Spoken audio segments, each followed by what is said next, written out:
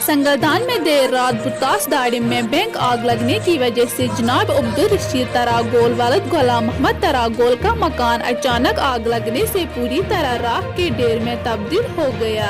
यहाँ मौजूदा कुछ लोगों ने नुमाइंदा से बात करते हुए सरकार से की मांग कि इस नुकसान पे अब्दुल रशीद की मदद की जाए। देखिए रूबी जान के साथ जुल्फकार की रिपोर्ट।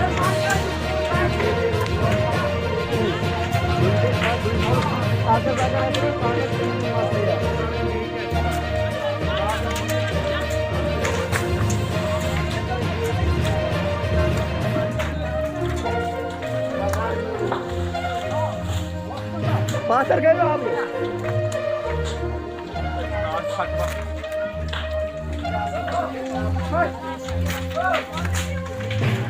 सामान का शिकिल नबर रह पता कर अंदर मा पेन थेड बार किन गसुन अंदर बचा सामान बचा बन बचा पूरा सामान अंदर बचा सामान अंदर गाड़ी